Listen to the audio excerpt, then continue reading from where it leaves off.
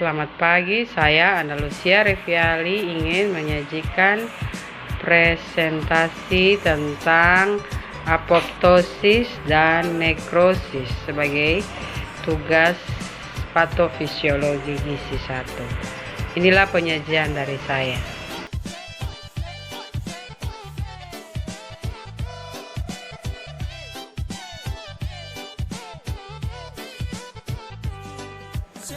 Apoptosis dan nekrosis.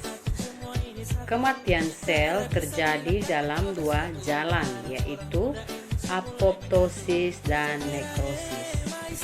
Yang dimaksud dengan nekrosis adalah kematian sel sebagai akibat sel yang terluka akut.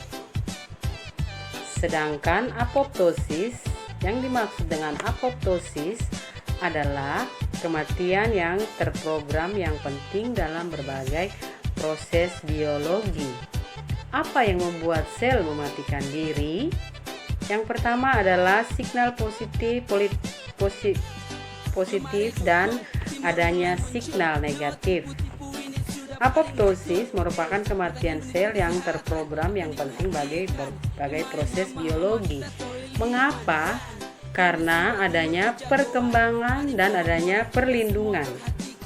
Kita bisa lihat pada gambar ekstrinsik patologi dari apoptosis. Di sini terlihat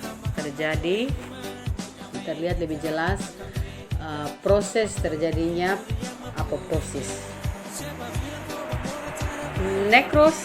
Nekrosis adalah kematian sel sebagai akibat sel yang terluka akut.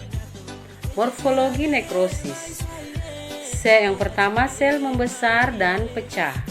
Kerusakan dan koagulasi protein pada sitoplasma. Kerusakan organisel. Yang keempat adalah kerusakan DNA pada inti.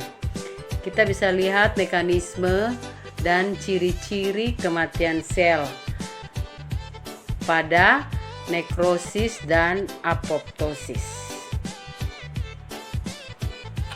Perbedaan apoptosis dan nekrosis sesuai gambaran di atas. Ada 7 faktor, 7 gambaran yang dapat menggambarkan perbedaan apoptosis dan nekrosis. Yang pertama adalah penyebabnya. Apoptosis disebabkan oleh fisiologi dan patologi, sedangkan nekrosis hanya patologi saja. Yang kedua, keterlibatan. Apoptosis hanya satu sel, sedangkan nekrosis sekelompok sel. Yang ketiga, proses biokimia. Apoptosis oleh energi oleh DNA, sedangkan nekrosis hemostatis. Yang keempat, keutuhan sel membran. Yang apoptosis diperbaiki, sedangkan nekrosis lisis. Morfologi. Apoptosis sel mengkerut dan pecah, sedangkan nekrosis hilang. Proses peradangan. Apoptosis tidak ada, sedangkan nekrosis hilang. Proses kematian sel. Apoptosis diserap oleh fagositis sel tetangganya, sedangkan nekrosis diserap oleh neutrofil, PMN, dan makrofag. Sekian penyajian dari saya. Terima kasih. Selamat pagi.